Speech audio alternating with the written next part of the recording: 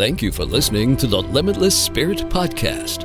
This is the conversation about faith, hope, and the impact we're designed to make as Christians on the world around us. Your host, Helen Todd, the Vice President of World Missions Alliance, has spent over 2 decades traveling to the world's hotspots to meet the spiritual and physical needs of those who are desperate. She interviews guests from different walks of life whose stories, books, and ideas examine today's most pressing issues and challenges of being a Christian today and inspire you to action. A focus on others reflects, I believe, the heart of Jesus. It seems like he always had time to visit with people, no matter their station in life, no matter what their current problem happened to be. Trying to emulate that is something I still struggle with, because there are days my head's down and I'm walking and I'm just focused on my next goal. I'm missing potential God moments, God-ordained moments when I do that. I'm Helen Todd. Thank you for listening to this episode of the Limitless Spirit Podcast. Joining me today is Barry Marks. He's an entrepreneur and a businessman from Texas. I wanted to share with you a remarkable story of how Barry was recently asked by his boss to distribute $100,000 in cash directly to 1,000 families affected by Hurricane Laura. Like many of us, Barry's life and schedule are filled to the brim between his work, family, church, and other commitments. This unusual challenge gave him an insight on how we pursue our greater purpose in life through good stewardship. Before we get into that, though, I wanted to remind you that this is the second episode in our series called Greater Purpose. As a follower of Jesus, Barry Marks knows that a big part of his greater purpose in life is to help others. What about you? Have you taken time lately to think about your own purpose? Whether you have or not, I pray you will take Barry's words and his story to heart. Barry, thank you for being on the Limitless Spirit Podcast. Well, thank you so much for having me, Helen. I'm looking forward to our conversation today. You have become an entrepreneur as a teenager when you worked as a dishwasher while learning the ropes of your family's data processing business. So it seems like this prepared you for your current career, which I find very interesting because you manage simultaneously different businesses in unrelated industries. Yeah, and I think I actually take after my father in this. He always just had a wide range of interests across various business sectors. So I think I've been trained, brought up in, if you will, and blessed with a certain ability to walk into various industries and just supply principles of business and people development, just trying to help people reach their potential. And if we can do that, then the businesses are going to succeed. So that's kind of what I aim for, no matter whether I'm running a automobile dealership or a television station or hotels or a finance company. It's pretty much the same approach. We have to care about people first and then be prudent managers of the business. Do you find your career personally satisfying? I do, Helen, but I think like everybody, I have my ups and I have my downs. You know, there are times that I'm having to talk myself out of bed in the morning. Fortunately, I think those are short-lived, but the honest answer would be, I have those moments and I have those seasons where my motivation is fairly low. And it's kind of like when you go through a desert time and you're in our relationship with our Lord. I mean, we just don't get to stay on the mountaintop all the time. Sometimes we're on the plains and sometimes we're deep in the valley. I just try to be honest about the time and the season that it is with myself, so I can allow a certain amount of grace to let that just process and play out. Of course, the mountaintop times are a whole lot more fun. And I'd rather stay there all the time, but in my experience, that's not the case. So you mentioned that unlike most business people who want to eventually work for themselves, you find this idea actually unsatisfying. Yeah, and I can't picture a worse experience in life than just working for myself. We're called to be in community where we discover each other and we discover God and our relationships. And so the best position we can be in is where serving others, and working for others. This is where you really find your satisfaction is meeting the needs of others and serving others. I would say you truly have a heart of a servant. I definitely find that a focus on others reflects, I believe, the heart of Jesus. It seems like he always had time to visit with people, no matter their station in life, no matter what their current problem happened to be.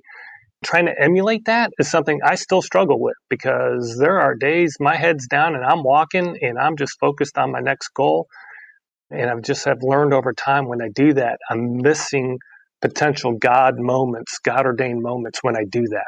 I try to become conscious of it and pick up my head, stop, visit with folks, and just see what's going on in their lives. Speaking of God-ordained moments, let's talk about your recent experience that you really described to me as sort of a turning point in this season in your life. The moment when your boss asked you to give away $100,000 to 1,000 families who were affected by Hurricane Laura. So how did this idea even materialize? The gentleman I work for, named John, he always has a heart for people that have been devastated by something that was completely not of their making. Over the years, we've supported a lot of different organizations, disaster organizations.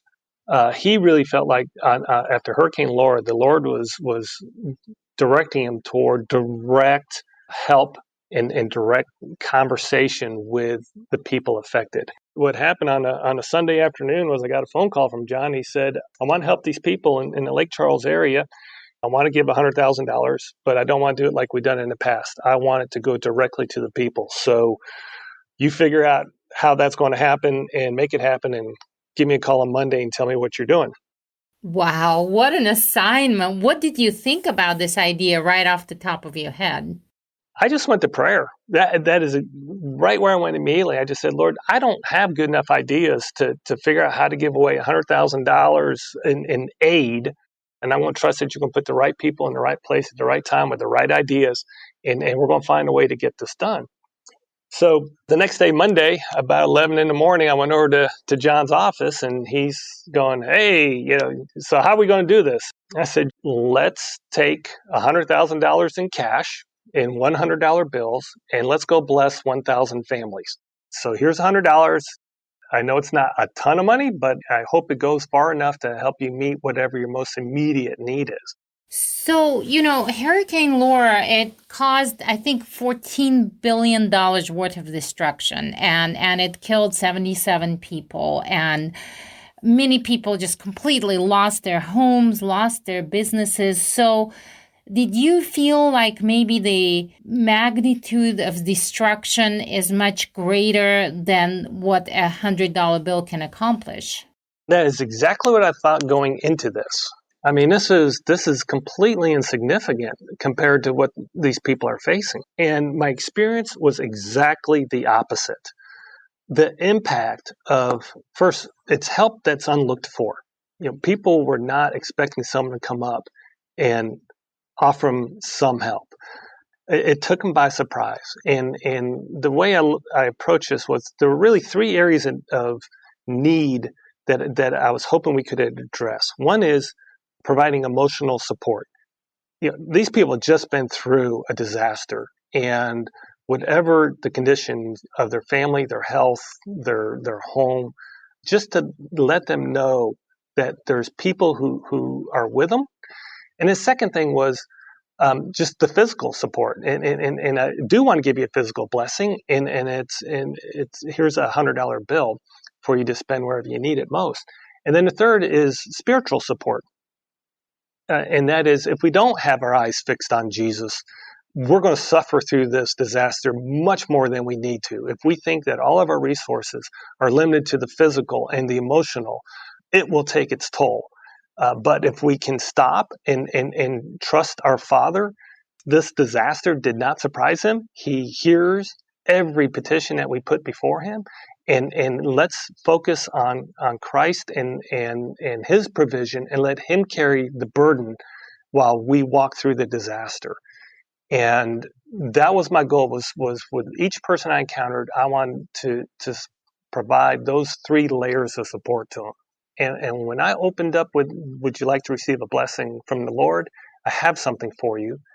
And they get a $100 bill. The fact that someone was there offering support, they've been so stressed and under so much pressure, so many times, just instant tears. How did you do it practically? I mean, here you have like $100,000 in a backpack or something in $100 bills, and you're in the area of disaster. And how did you carry out this task in just the most practical terms? When I got into the area, I just took about $15,000 of it and assembled with some people. Vernon was one of them, a former team member of mine who used to run our hotel here, who's now a deacon in the Catholic Church full-time. And then another gentleman who was a construction worker.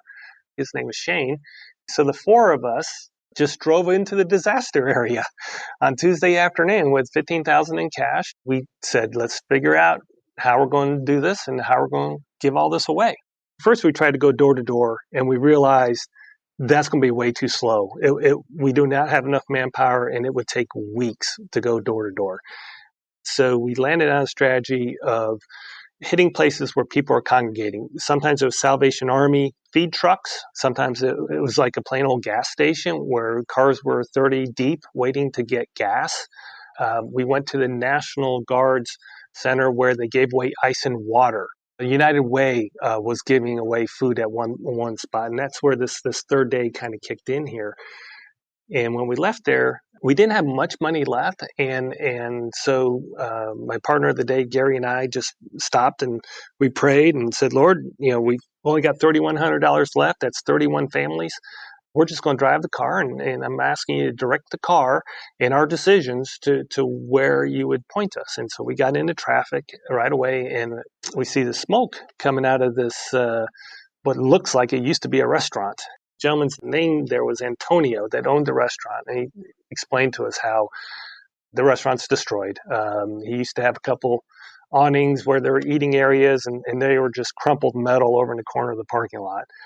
I asked him, how much you charging for food here? And his answer was, I'm not charging anything. I'm giving this away to anybody that needs it. Come to find out, his house was completely destroyed in this hurricane. And homes of his family that lived near him were completely destroyed in this hurricane. And here he and his wife were cooking food for people and giving it away instead of taking care of their own needs. And I was just humbled by his servant heart and his willingness to do that. And so it was a real honor and privilege to meet Antonio. And we just prayed with Antonio, prayed over his business and his family and all that. And it was a really special moment. And I felt like the Spirit was present in that time. And so we hugged it out, and he went back to his restaurant. And so my partner and I, we turned around and we start to walk to the car. And stepping out of the shadows is this gentleman that was wearing this black T-shirt. He had a white headdress on. And he just looked to me like he was up to no good. Up to no good, just maybe. And the first words out of his mouth really surprised me. This guy says, "What were you doing with that man? Were y'all praying?" Yes, we were. We were praying. He's like, "Well, will you pray with me?" And you could have knocked me over with a feather at that point. And I was like, absolutely, let's do that. And his next question was, do you know who God is? Yes, I do know who God is. Do you know who Jesus is? And his answer was, no, I don't know who Jesus is. I've gone to churches. I've gone to mosque. I've gone to temples. I've talked to everybody, and all they do is make a lot of noise, and I don't understand any of it. So it gave me a chance to tell him that Jesus was God, and he became a man so that he could speak to us in a human language, so we could understand that the depth of his love and caring for us and the purposes of God. And the whole time I just felt like this man needed to be set free. And I don't know what all from, and I don't need him focusing on it or talking about what all he needs to be set free from. I just kept asking him over and over again, do you want to be set free? And each time I got a yes back with more enthusiasm as we went further and deeper into the gospel message. He wanted to be set free, and he wanted to accept Christ. And at this point, he didn't know anything about the $100 bill, right? This was all happening just spontaneously. He had no clue that there's a physical blessing coming at the end of all this too. But first was he was going to be made new. He was going to become a new creation. And God set this appointment up. He set up Damian for this moment. And I tell you, the difference, he was smiling. The stress that was in his face before, it just dissipated to calmness. And he was just happy, happy, happy. And it was a very special moment. This reminds me of the parable that Jesus told in Matthew 25, verses 14 through 30, about the servants who were entrusted by their master with money. And only those who multiplied it were praised by their master. And as I'm thinking about the story of your boss giving you his money, entrusting you with his money to give it away, what I think was happening as you were led by the Holy Spirit to the right place at the right time and you encountered all these people, you were multiplying this money because you were achieving something that was a lot greater than what a $100 bill can accomplish. You know, we talked about the $100 bill being a drop in the bucket for people who may have lost their home or their business. But, you know, I'm listening to the story of Damian, who accepted Jesus into his heart, which is really changed the course of his life for eternity. Or Antonio, who was encouraged and blessed. That's a lot more than a $100 bill can accomplish. So in a sense, you were like a good servant who were multiplying the resources that you were given by your master. The way I look at it, reflecting back on it now, the word I'll use is steward. Because of the generosity of John, he assigned me as a steward of this task. Like you say in Matthew 25, here's the money, go multiply it. And this is how I want it multiplied. I want it multiplied by changing people's lives. And in the case of Damian, coming to saving knowledge of the Lord, I mean, how much is that worth? That's worth $100,000 for sure, right? But it wasn't just Damian. It was multiplied many times over. And so the multiplication is beyond our ability to anticipate. And it's beyond our ability to observe because the changes are continuing. I mean, the people being reached, I'll never know who else was reached through this. Who knows who Damian touches next? You know, of the cars that we walked up to and the people that we prayed with, you know, who knows who they touch next? And so we always hear the ripple effect, and you cast the pebble into the pond and the ripples go all the way to the other shore. And I got to watch some tidal wave ripples, and I got to see some of that. But I believe the multiplication effect is going to create ripples that I will never see. Well, let's talk about the effect that it had on your life personally. This whole experience made you reevaluate your life's purpose and your personal stewardship of what God has entrusted you with. So how would you define your life's purpose in this season of your life? Here's my observation from this is I was a steward of someone else's money. And it was so easy to give away, Helen. It was simple, right? I gave it away without hesitation. I had a very clear goal in mind, and I made it happen. And it was joyful.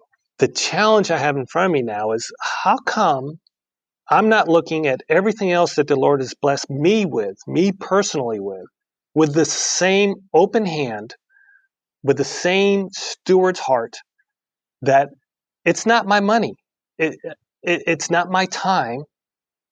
I just need to, it's the Lord's. And I need to be giving it away more generously, more quickly, more graciously than I ever have before in my life.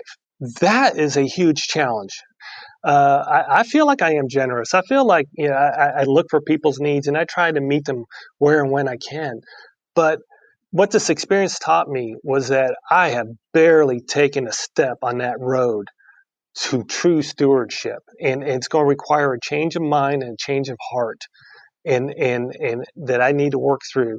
There is no finish line. And I think it's just a continual maturing in Christ and trusting Him And that's what I think he invites us to do, or is inviting me to do. Let me make it personal. He's inviting me to trust him with every aspect and surrender my ownership and truly try to do what I've listened to for decades, and that is be a steward. I did not give out a single $100 bill of my own while I was in Lake Charles. It never even occurred to me to do that. Were there more people whose needs needed to be met after I gave out that last $100 bill? Yeah, absolutely. I could have hung in that town for a week and not run out of people that needed help. It was a defining moment for me to recognize my self-centeredness and my selfishness and my ownership of things that I shouldn't own.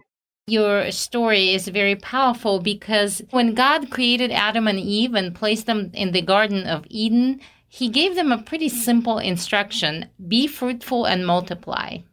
And, it didn't just pertain to them having children and populating the earth, but it's being fruitful with what God has given them, producing fruit and multiplying what he has given them. And I feel like this is a pretty good direction for us. If we're fruitful with our resources, if we multiply our resources, I think we're following God's plan.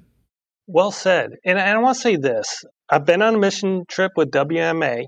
God just opens all sorts of doors to confirm that, yes, I want you to join me in my work, and this is where I'm working. And just walking through the hard decision of ultimately deciding that to go on a trip, and then the time frame between decision to go and the time to go to receive some confirming answers from time to time that, yes, you made the right decision, you're supposed to go on this trip, to actually going on a trip at WMA, where 100% of my focus at that point in time becomes the mission trip. To get away from things that are common to me, to my normal routine, to things that I'm used to paying attention to or getting phone calls all during the day about, and to have none of that, and to be able to be isolated just on the mission. All that I learned from my WMA experience went into this Lake Charles experience. As we all are working toward our greater purposes and whatnot, the opportunity to work with WMA and to go through that decision-making process and the commitment and then the actual trip is something that changes the way we think. At least it changed the way that I thought for the rest of your life. That was one trip, but I promise you, it multiplied the effect beyond the area that we served, because everyone who is serving is going back to their home country, in their home area, a different person with a different way of thinking, and the multiplication just keeps going on. I definitely saw the parallels between, helping in the disaster area and our trips in the areas where, something happened. It could be a war or a political conflict or a natural disaster. And obviously, we can't meet all the needs that are there, but we do exactly what you did in the area of Hurricane Laura disaster, just trying to reach one person at a time and let them know that they're not forgotten, that God knows exactly where they are, and he cared to send people all the way from half across the world just to tell them about it. So definitely many parallels. Well, thank you so much, Barry. That was a very exciting story, and I'm so glad we got to talk about it. And I know that our listeners are going to enjoy it very much. Absolutely. Thank you, Helen. Generosity is a journey. I have known Barry for a number of years as a very generous person. I appreciate Barry's candid and ongoing pursuit of becoming a true steward of all the things that God has given to him. That goes hand in hand with finding true fulfillment and purpose in being fruitful and multiplying everything entrusted to us, just like God commanded Adam and Eve. Barry also mentioned taking a mission trip with World Missions Alliance. If you think doing that could be part of God's calling for you, please go to our website to learn more, rfwma.org. And while you're there, be sure also to check out the information about the Greater Purpose Conference. We're planning it in May 2021. You will not want to miss this incredible gathering. Thank you again for listening to Limitless Spirit. Be sure to check back soon for more episodes of how God is helping people find their greater purpose. I'm Helen Todd. Limitless Spirit is produced by World Missions Alliance. If you believe in the importance of the Great Commission, sharing Christ around the world and helping those in need, check out our website, rfwma.org. If you liked what you heard, consider supporting the Limitless Spirit podcast by going to rfwma.org/give. Subscribe to the podcast on your favorite platform and leave us a review. Tune in next week for another exciting episode.